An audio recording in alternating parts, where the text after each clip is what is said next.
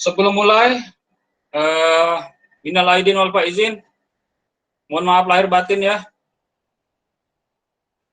Mohon diikhlaskan kesalahan dan kekeliruan saya selama ini. Sebentar ya, ada satu materi lagi ini yang mau saya munculkan. Ini tadi udah.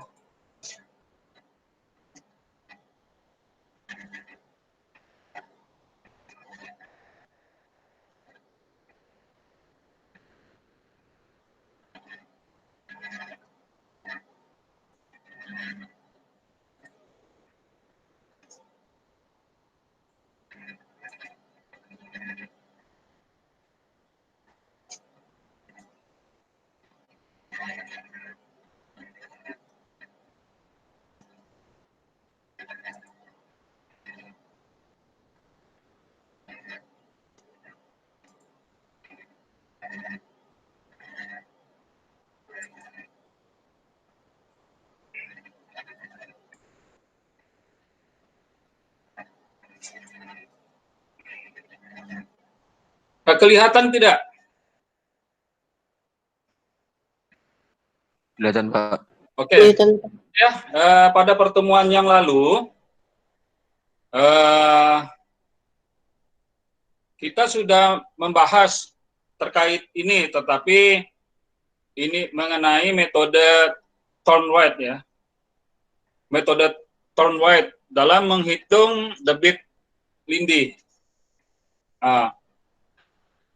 Sebagai alternatifnya, dan kalau saya memang selama ini menggunakan yang ini ya, metode MOC ya, yang saya modifikasi sendiri dari pemahaman saya selama ini dalam merancang PPA ya. Pertama, kenapa saya lebih condong kepada metode MOC? Dikarenakan metode ini memperhitungkan atau mempertimbangkan kondisi 10 tahun terakhir terkait dengan iklim dan juga dengan curah hujan.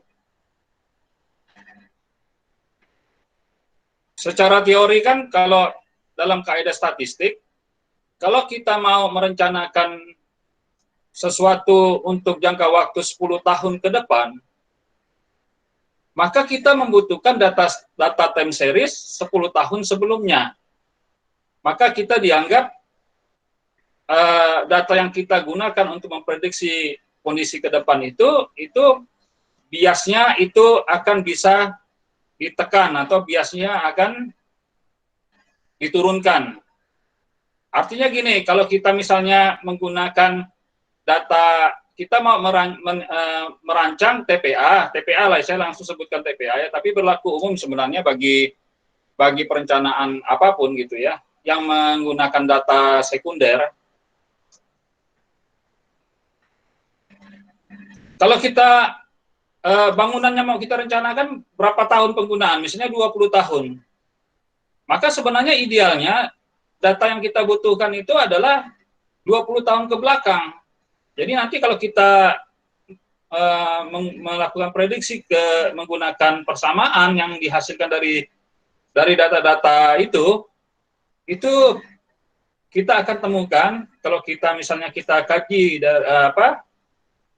kesalahannya, errornya itu dia akan kecil, semakin kecil dibandingkan kita menggunakan data misalnya hanya 10 tahun atau 5 tahun. Bisa kita menggunakan untuk prediksi, bisa.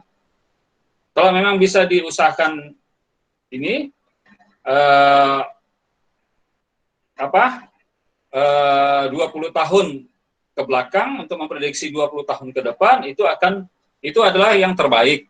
Seperti itulah ya. Bukan artinya wajib ya. Artinya di sini untuk perencanaan itu nanti ada check and recheck dan koreksian, faktor keamanan dan sebagainya gitu kan. Nah, kalau untuk TPA sebenarnya kan ini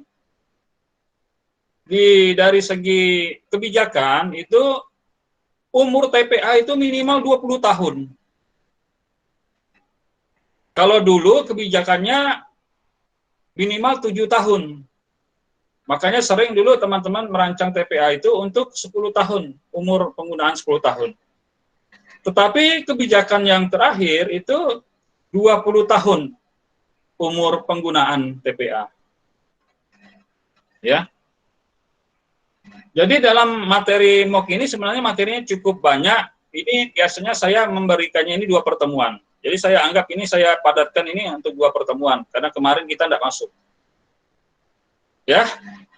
Jadi pahamkan kenapa MOOC Thornweth, kelemahan Thornweth dia tidak memperhitungkan kondisi cuaca dan iklim 10 tahun belakang. Padahal formula metode Thornweth dia menekankan perhitungan pada kondisi curah hujan.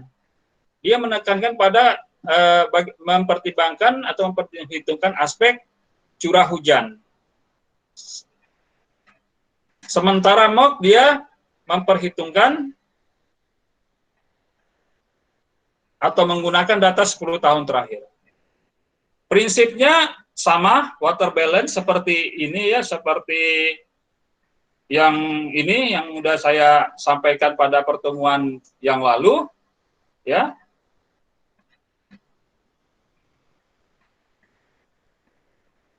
Ya, saya langsung loncat ke Word-nya ya. Bisa dibacakan, bisa kelihatan Word-nya ya. Bisa, Pak. Oke ya. Jadi enaknya saya bacakan karena ini materinya banyak daripada saya nanti analisa debit. Saya gunakan studi kasus langsung aja di waktu merencanakan TPA di Entikong. Nah, saya cerita sedikit waktu merencanakan TPA Entikong, nanti kalian bisa lihat marketnya di Balai Prasarana dan Prasarana Pemukiman di kantor dinas PU provinsi itu, di bangunan belakang itu ada market TPA Entikong. TPA Entikong ini adalah TPA yang tersulit yang pernah saya rancang karena dia itu ada di bukit. Sehingga waktu itu saya perlu perkuatan orang tanah ya. Karena ini tingkat bahayanya tinggi ya. Terkadang kan Pemda itu langsung menunjuk di lokasi tersebut ya karena memang keterbatasan biaya dan lahan gitu ya di suatu wilayah. Waktu itu saya dibantu oleh Bapak Insinyur Ahmad Faisal DA, dosen sipil tanah di lab geoteknik.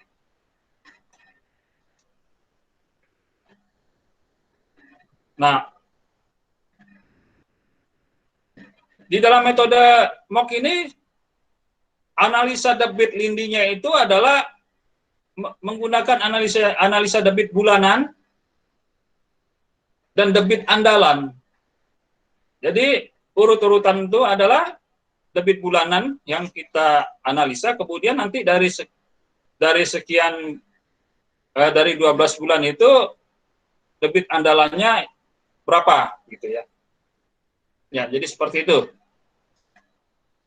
Nah, untuk mengetahui jumlah lindi yang masuk pada suatu areal TPA, perlu dilakukan perhitungan terhadap debit bulanan dan debit andalannya.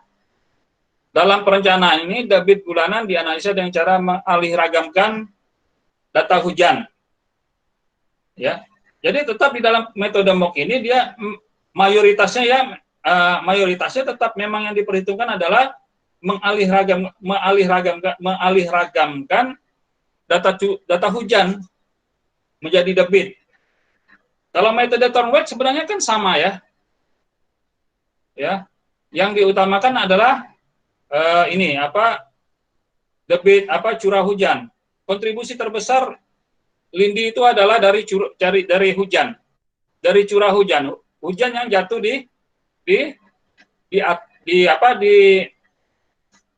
bukan di TPA ya, tapi di zona timbunan TPA-nya. Jadi nanti catchment areanya itu bukan diperhitungkan catchment area luas keseluruhan dari kawasan TPA, tetapi hanya di zona timbunan sampahnya itu berapa luasnya, itu saja. Ya. Kemudian dalam ini ya tadi sudah disebutkan pakai water balance, kemudian sehingga jumlah debit air yang masuk ke area TPA dianggap sebagai jumlah lindi yang dihasilkan pengaruh dari curah hujan. Nah, karena tadi curah hujan utamanya ya, tetapi yang lain-lainnya juga iklim itu dipertimbangkan. Sehingga nanti itu hasil dari jumlah lindinya itu adalah curah hujan, hasil dari evapotranspirasi, artinya yang keluar dari sistem ya, kemudian runoff, dan juga solid waste moisture. Jadi kelembaban atau kandungan air daripada sampah itu sendiri itu juga harus kita ketahui. Nah, di sini metode MOOC akan lebih teliti karena apa? Kalau metode Thornwright, dia tidak mempertimbangkan atau dia bahkan mengabaikan secara eksplisit dan disampaikan di situ kandungan air di dalam sampah. Ya. Nah, karena kondisi kita di sampah itu kandungan air di sini kan sebenarnya kan merupakan jumlah dari kandungan air sampah itu sendiri dan hasil dari dekomposisi sampah tersebut. Nah, di sini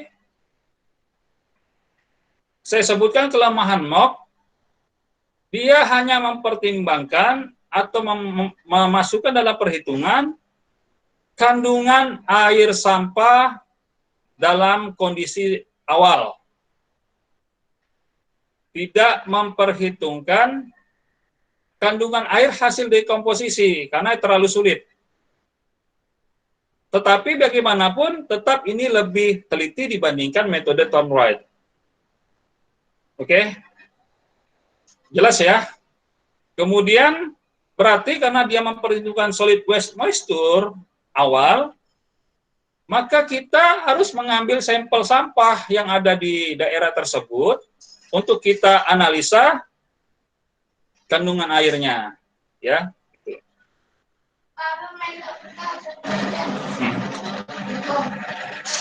Waalaikumsalam. Selanjutnya debit bulanan ya. Dalam penelitian ini, analisa debit bulanan dilakukan dengan mengalirkan data curah hujan menjadi debit aliran, tadi udah ya. Hal ini dikarenakan belum diketahuinya jumlah debit lindi yang dihasilkan untuk dialirkan ke pengolahan lindi, maka pengaliragaman dilakukan dengan menggunakan metode MOOC. Oke ya, udah jelas tadi. Dalam menggunakan metode MOOC diperlukan data hujan, data hari hujan ya, kemudian luasan catchment area, dalam hal ini adalah zona timbunan sampah, bukan luas kawasan TPA. Jangan salah, nanti kebesaran nanti dia over estimate nanti dia. Makanya kita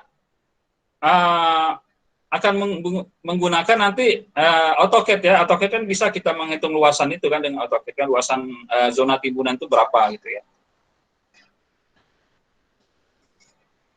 Atau nanti dari hasil analisa sampah gitu ya. Analisa survei sampah kan.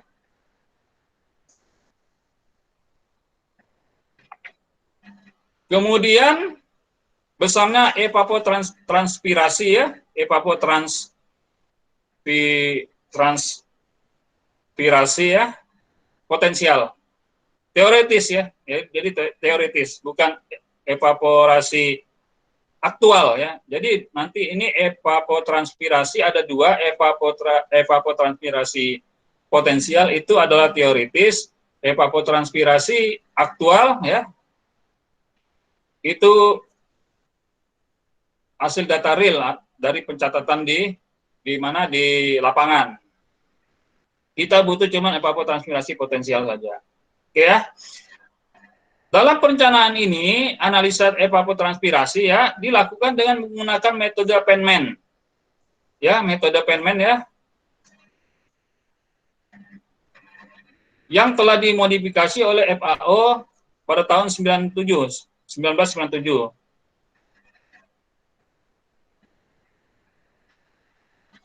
Dalam perhitungan evapotranspirasi dan debit bulanan digunakan hujan rata-rata untuk satu kawasan, dalam hal ini lokasi TPA berada. Jadi data curah hujannya, hari hujannya, kemudian data iklimnya yang diambil adalah di lokasi tersebut. Misalnya di sini, saya ambil contoh TPA Ntkong kan, kasusnya. Debitnya itu, data iklim dan curah hujannya itu diambil dari balai pencatatannya kan yang ada di balai karangan, jadi di balai karangan. Jadi misalnya kalian nanti mau dapatkan data curah hujan dan data iklim, misalnya kalian pergi ke BMKG Jungkat, nah kalian nanti tinggal bilang saya butuh data curah hujan, hari hujan, kemudian iklim 10 tahun terakhir di Balai Karangan, karena saya mau melakukan perencanaan TPA di Ntkong. Nah, kalau untuk merencanakan TPA di tempat lain akan beda datanya ya, data pencatatannya berbeda gitu. Seperti ini kan, data curah hujan, contohnya ya, 10 tahun terakhir ya. Waktu itu saya merencanakan TPA tahun 2011. Makanya saya dapatkan data curah hujan mulai dari tahun 2010 sampai dengan ke belakang 2001. Ini hari hujannya. Kemudian hasil analisa evapotranspirasi potensial diperkirakan tadi kan dengan menggunakan metode Penman tahun 1997. Kalau MOK itu 73 kalau tidak salah. Di mana metode tersebut memperhitungkan data curah hujan klimatologi ya. Di antaranya itu temperatur, radiasi matahari ya. Jadi data iklim yang masuk nanti digunakan ada temperatur ya. Kemudian radiasi matahari, kelembaban, dan kecepatan angin. Jadi hampir semuanya kan. Sehingga hasilnya relatif lebih akurat.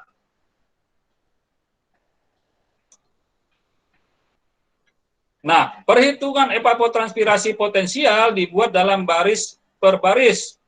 Contoh perhitungan diambil perhitungan. Jadi dalam ini nanti untuk pembelajaran kita itu diambil satu contoh perhitungan saja tahun 2001 yang tahun yang pertama dari time series ya. Nanti kalau misalnya kalian mau memahami sampai dengan tahun 2010 sama aja sebenarnya gitu ya. Jadi nanti silakan baca di ini keterangan yang banyak, nanti kita langsung ke Excel-nya. Jadi nanti di dalam Excel itu kalau kalian klik itu ya di sini keterangannya. Ya, sampai 17 ya, ada 17 baris yang untuk evapotranspirasi saja. Nanti berakhir di resume hasil hasil resume. Resume ini rekap ya. Evapotranspirasi tahun 2001 sampai 2010 ya. Oke, sebelum nanti loncat ke mana? Loncat ke aplikasinya Excel, ini sudah saya siapkan, sangat mudah penggunaan ini ya. Jadi kalian jangan khawatir, saya cuma mau menunjukkan sebelum ini adalah contoh survei sampah ya. Di sini dulu pernah kami melakukan survei sampah ya, 8 hari ya, berturut-turut, untuk mendapatkan satuan timbulan sampah atau satuan timbulan sampah ekivalen. Jadi ingat perbedaan satuan timbulan sampah dengan satuan timbulan sampah ekivalen.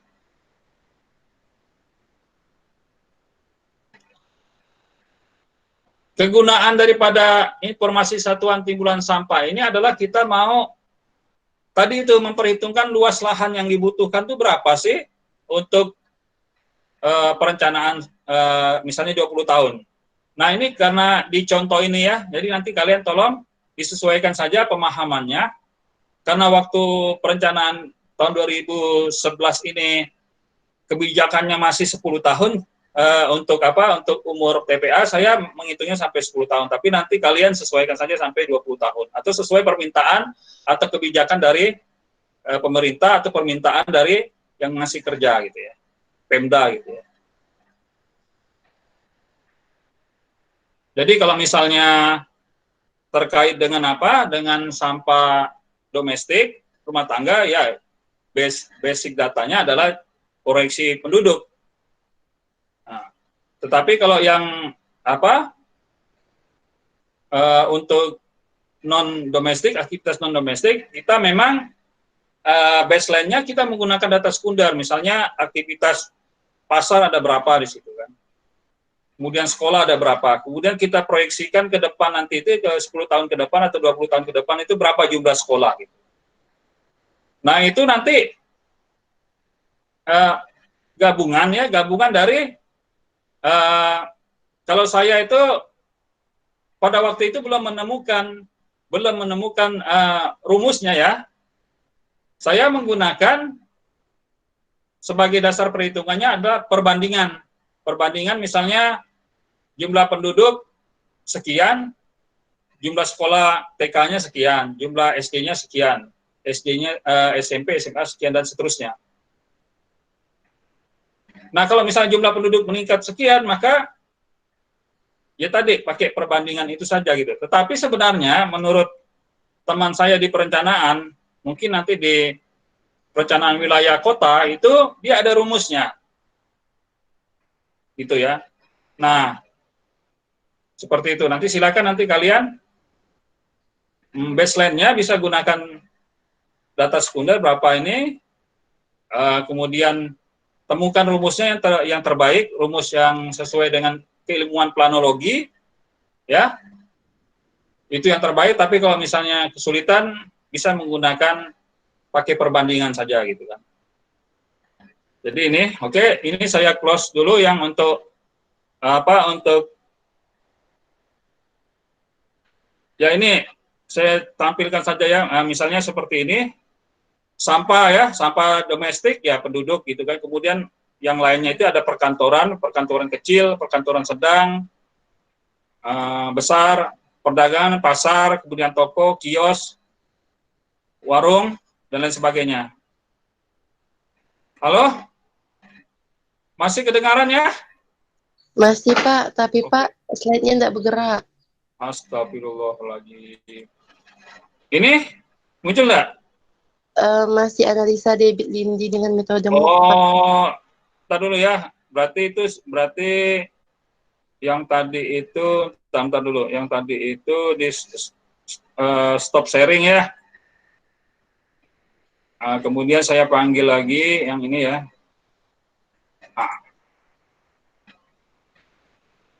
Nampak? Kelihatan nggak? Halo? Ada Pak Excel-nya. Ada? Ada, Pak. Oke. Jadi ini contoh aja ya. Ini nanti gunanya untuk memperhitungkan luas lahannya. Astagfirullahaladzim. Kita dulu ya. Apa baterainya? Anu nih ya. Padahal lagi dicas nih.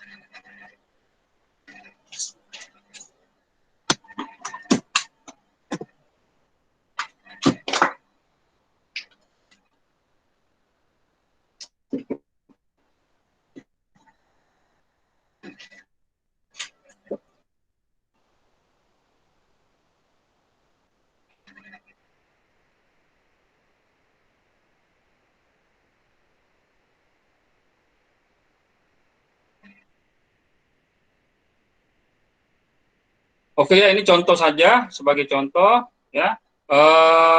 Saya stop sharing, terus kita kembali ke ini, kembali ke mock tadi ya.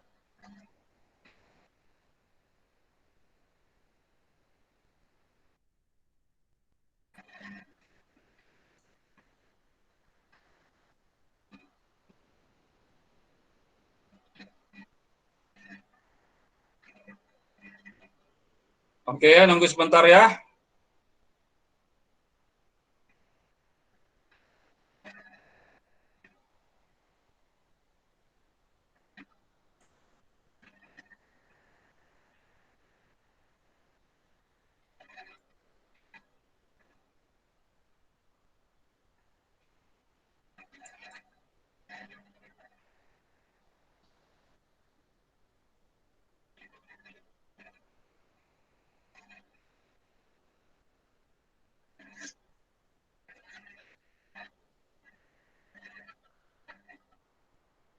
Nggak tahu nih kenapa kok dia berat katanya.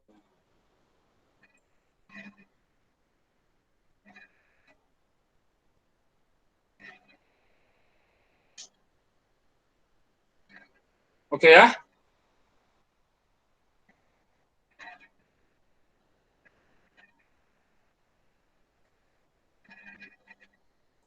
Nah, dalam menggunakan aplikasi mock ini, itu mulainya dari kita menginput. Jadi gini, kalian ini bisa langsung menggunakan Excel ini dengan langsung mengganti aja data curah hujan di lokasi itu.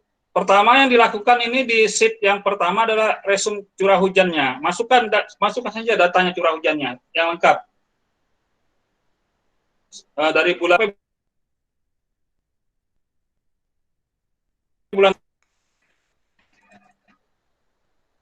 ya. Nanti dia connect ke sheet yang berikutnya yang merupakan tahapan dari perhitungan ini. Jadi sangat mudah sekali untuk membantu ini dalam metode mock ini.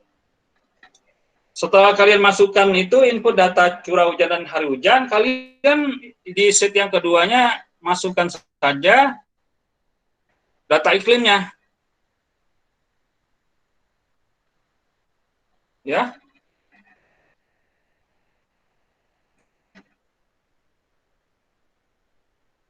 Mulai dari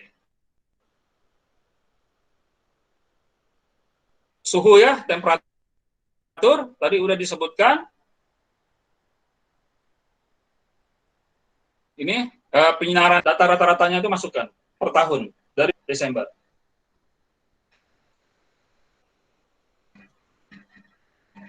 Nah, di sheet ketiga ini kan tabel radiasi matahari ya. Kodenya tabel RA ya. Ini adalah digunakan bisa didengar ini cukup penting nih. Kalian harus dengar. Ini adalah patokan untuk konstanta radiasi matahari yang akan digunakan di sheet yang keempat di perhitungan evapotranspirasi.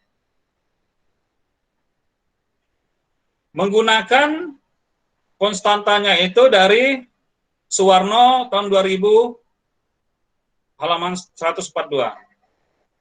Silakan nanti di browsing Suwarno 2000 itu nanti akan ada tulisan beliau. Nah, cara menggunakan seperti ini. Kalian harus memiliki data koordinat di mana lokasi TPA itu berada. Persis di titik tapak TPA itu berada. Berapa koordinatnya? Nanti kalian lihat posisinya tuh di mana? Berada di lintang utara kah? Kalau lintang utara itu di antara mana? Dari 0 sampai 10. Lintang selatan kah? Kalau lintang selatan itu di mana? Dari 0 sampai 10. Nah, kalau dia nanti berada di antara, misalnya di sini, dia berada nanti koordinatnya itu berada di di antara ini, di antara lintang utara dan selatan, ya tinggal kalian interpolasi saja. Misalnya di sini dia berada di antara ini, ya. Misalnya dia di lintang, saya ambilkan contoh di lintang utara, tapi kalau kalian cek di koordinatnya itu nanti ada di antara 2 dengan 4. Nah, tinggal nanti nilainya itu kalian tambahkan, kalian bagi 2 aja, gitu aja. Nah, itu gampangnya. Oke ya, lanjut. Ya, sampai sini ada pertanyaan? Halo? Halo? Ya, Pak. Belum ada, Pak. Sampai sini? Oke ya. Ini nanti masalahnya tugas besarnya pakai ini nih. Saya minta gunakan pakai ini.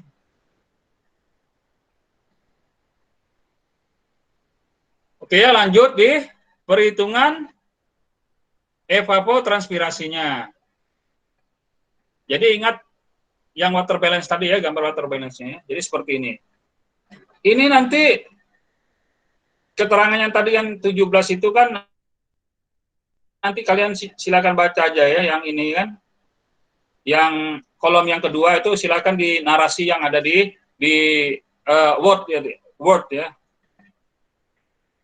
Nah, ini nanti langsung terisi dengan sendirinya ini data curah hujannya.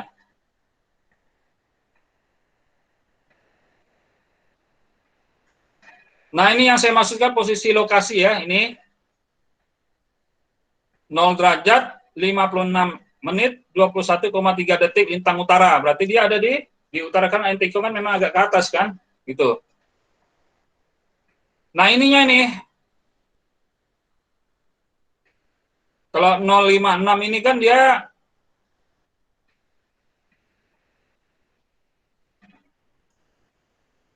coba klik di situ. Nah, dia rata-rata karena dia perhitungan di antara tadi yang saya kasihkan contoh, lintang utaranya itu berada di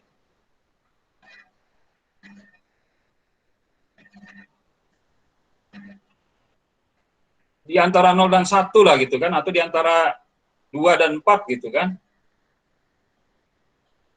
Di antara 2 dan 4 ya, ini kalau tidak salah saya. Jadi ini rata-rata perhitungannya.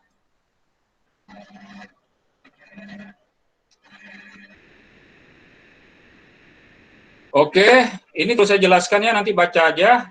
Silakan kalian simak saja. Nanti nilai akhir perhitungannya tiap tahun kan, ini kan baru 1 tahun nih.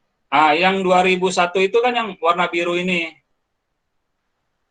Nah, ini hasil perhitungan evapotranspirasi tahun 2001. Kemudian ke bawah nanti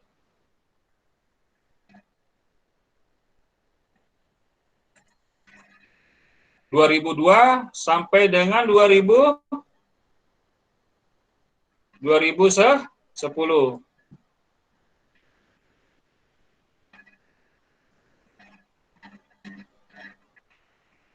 Pada saat perhitungan evapotranspirasi belum memperhitungkan luas zona timbunan sampah gitu ya. Jadi kalian tuh tinggal input data curah hujan, input hari hujan, input data iklim, tinggal kalian kontrol aja itu yang sheet berikutnya gitu ya.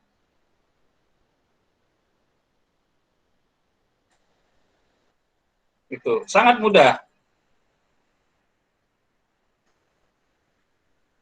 Oke ya, paham sampai di sini?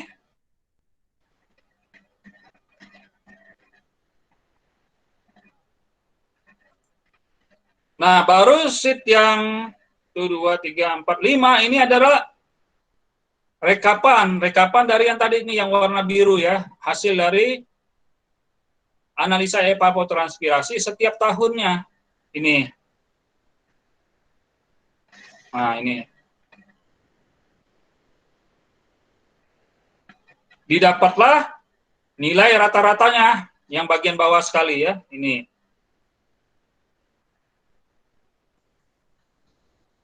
Nah, selesai untuk urusan evapotranspirasi. Oke ya.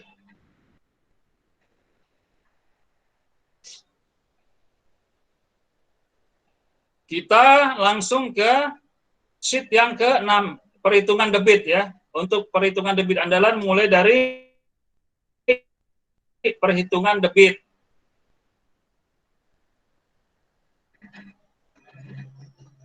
Nah, perhitungan debit ini juga per tahun. Makanya saya sampaikan, saya mengklaim bahwa perhitungan dengan MOK ini lebih teliti dibandingkan Tom White, ya. Karena setiap tahun diperhitungkan ya. Nah, ini juga yang kolom yang kedua ini juga ada narasinya, penjelasannya ya. Silakan nanti kalian baca saja. Saya tidak menjelaskan itu karena itu secara teori ya. Itu teori, di buku-buku juga banyak, di Google juga banyak gitu ya. Hanya yang mau saya jelaskan adalah penyesuaian-penyesuaian atau modifikasi-modifikasi yang dilakukan.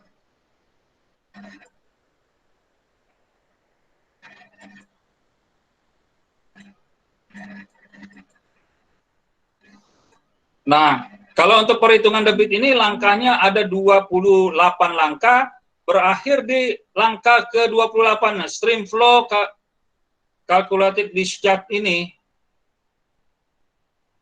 di langkah ke-28. Nah, di langkah yang ke-27 di atasnya kan ada luas catchment area di sini. Inilah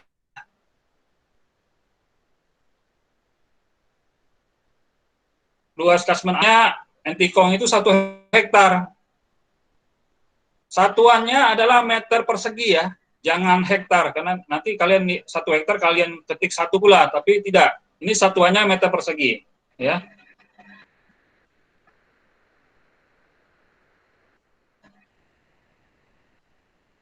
Terus sama sampai dengan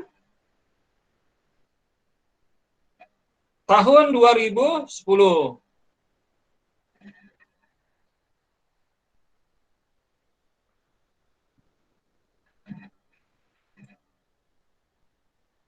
Nah, ini.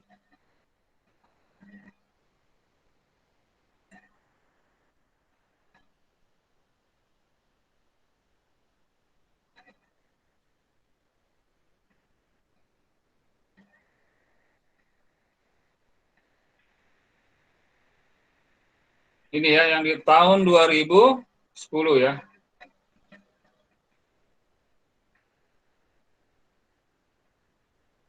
Di dalam perhitungan debit ini tadi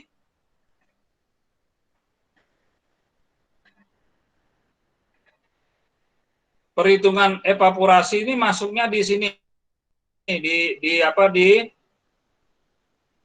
Romawi yang kedua nih. Jadi yang pertama kan di tiap-tiap tahun nanti itu ya data meteorologi, kemudian yang evapotranspirasi tadi nanti masuk ke sini ya secara otomatis. Kemudian nanti ada water surplus ya. Kemudian sesuai dengan gambar water balance-nya itu masuk dalam perhitungan ini semua gitu.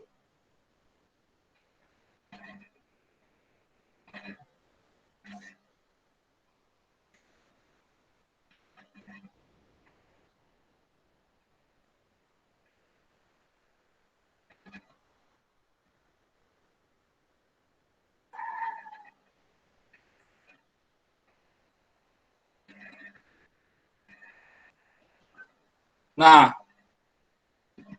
penyesuaiannya itu yang ada warna ini ya, warna orange ini. Halo, kelihatan? Kelihatan, Pak. Kelihatan, Pak. Oke.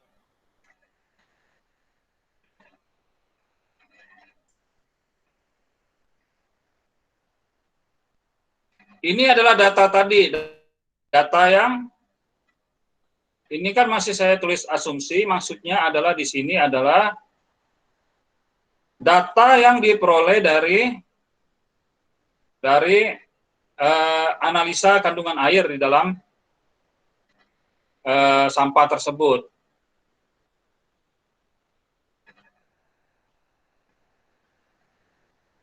Nanti perhitungannya silakan lihat di mana di board ya. Nah, nanti setelah ini kan sudah dihitung semuanya debit yang dihasilkan, ya debit bulanannya, kemudian nanti otomatis masuk ke resume debitnya. Jadi sini otomatis debit rata-ratanya bulanannya udah masuk ke sini.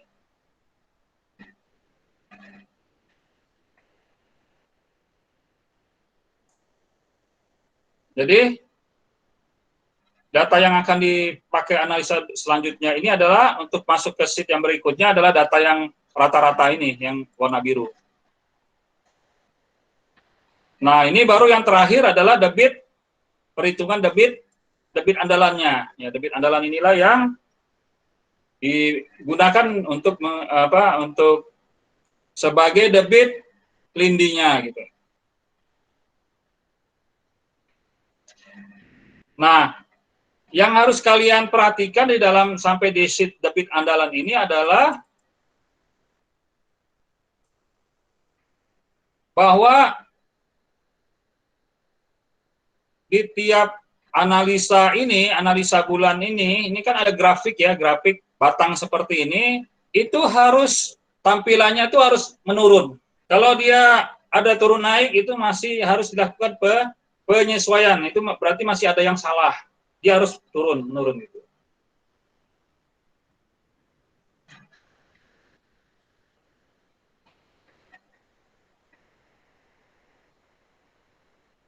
Kalau kita klik di sini kan,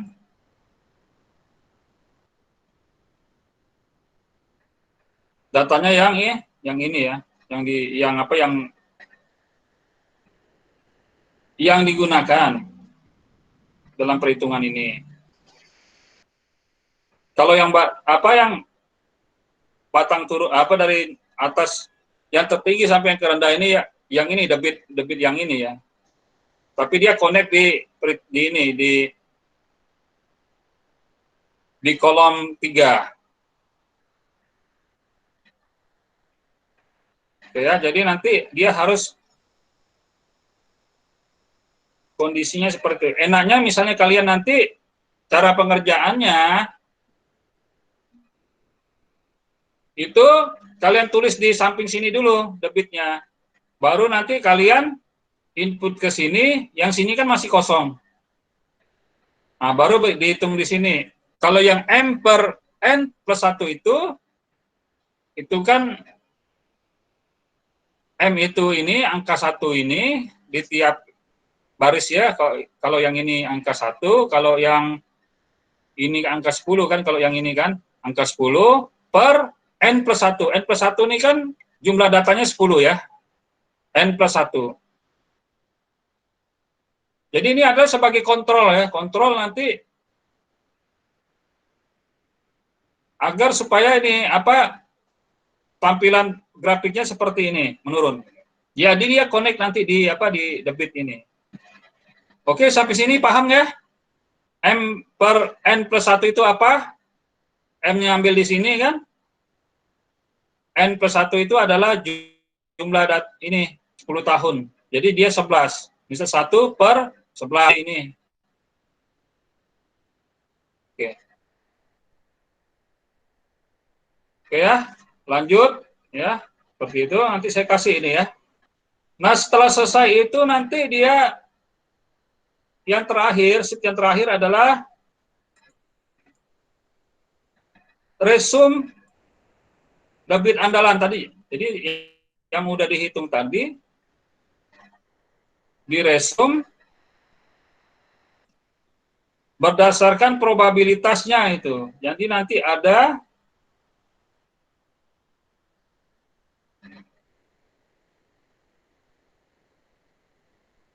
saya kembali dulu, debit probabilitas 80%, 85%, 90%, dan 99%. Yang mana yang digunakan Pak? 80% kah? 85%, 90%, 99%. Apa maksudnya debit probabilitas itu? Dari analisa debit andalan yang dihasilkan, ya, itu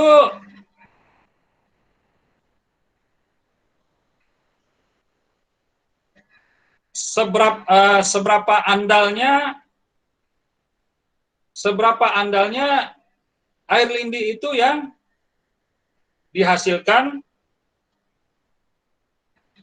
dari kondisi lapangan.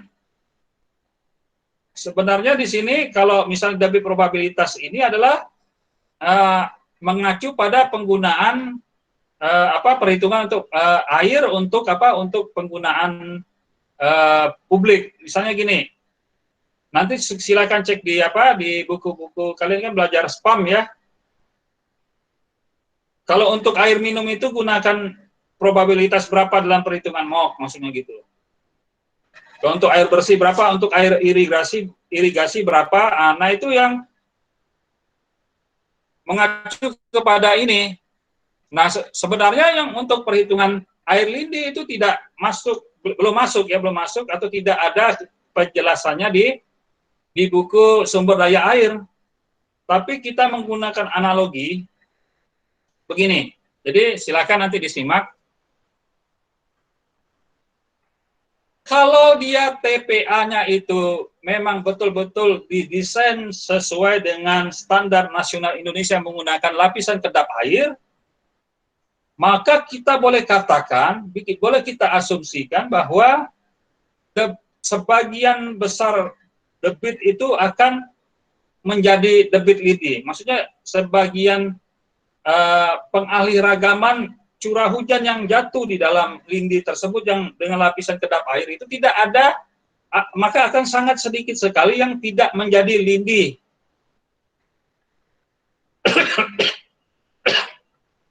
Maka kita bisa menggunakan asumsi 90% atau 99%.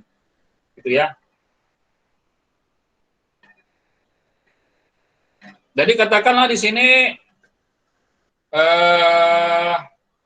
Entikong, kasus Entikong ya. Entikong itu kalau dilihat dari lintangnya dia agak ke utara, ya. Atau nanti misalnya ada daerah misalnya di Ketapang yang ke selatan. Ini penyinaran matahari kan semakin ke utara, semakin ke selatan dia kan akan lebih intensitasnya ada pengurangan gitu kan.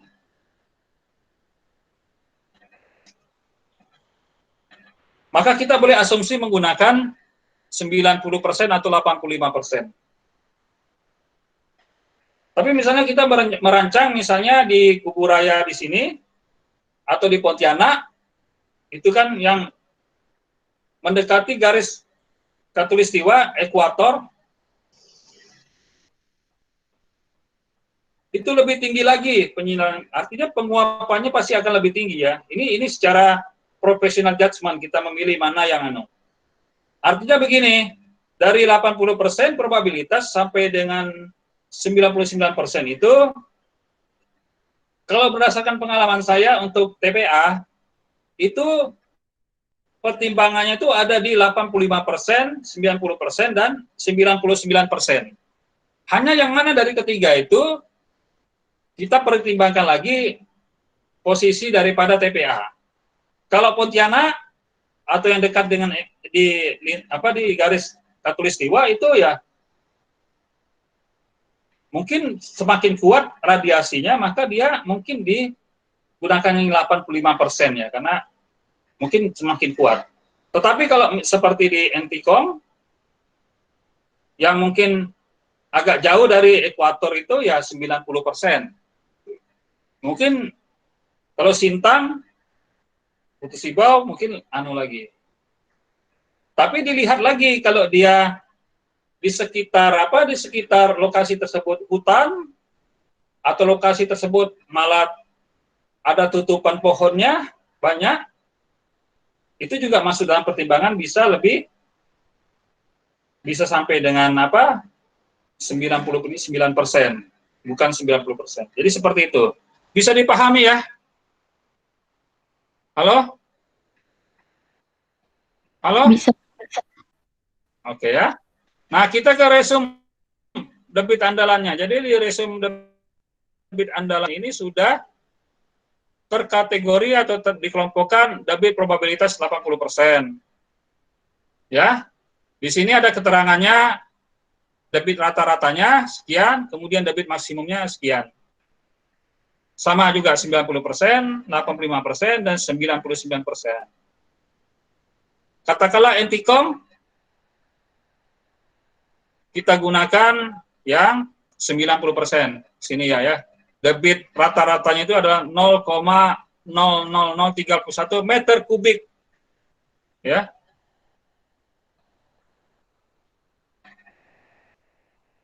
Terus satuannya apa nih ya? Meter kubik apa nih? Per hari kah?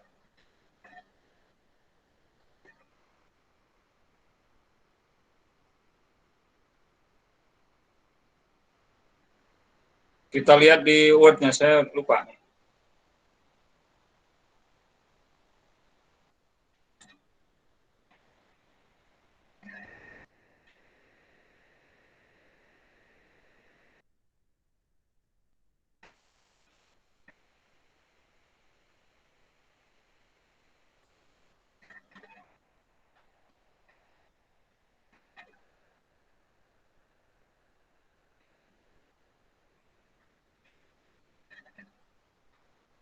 Di Word, ternyata di Word itu saya kemarin pertimbangannya menggunakan 99%. Nggak apa-apa.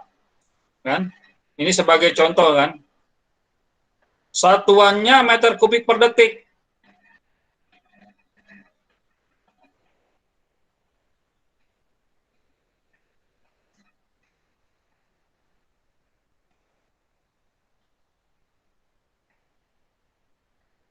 Kalau dari satuan 0 liter, dia 0,48 liter per detik.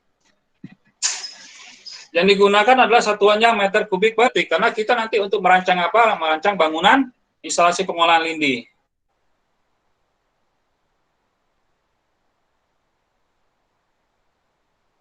Ya.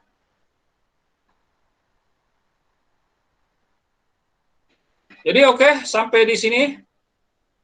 Saya kira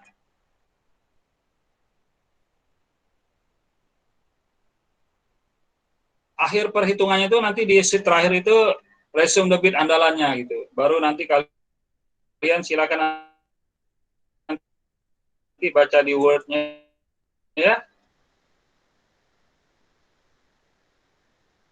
Sampai sini ada pertanyaan? Ya, ada pertanyaan? Halo?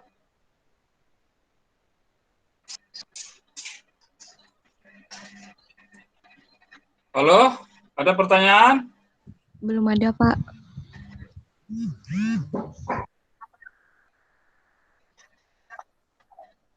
Yakin?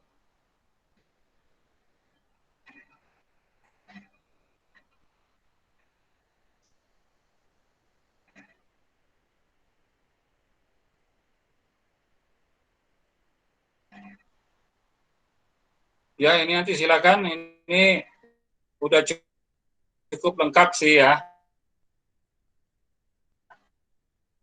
Penjelasannya di Word.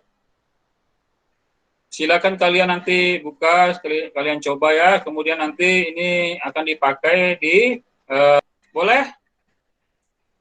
Lebih kurangnya mohon maaf. Wabillahi taufiq wal hidayah. Semoga bermanfaat. Assalamualaikum. Assalamualaikum warahmatullahi wabarakatuh. Waalaikumsalam warahmatullahi wabarakatuh.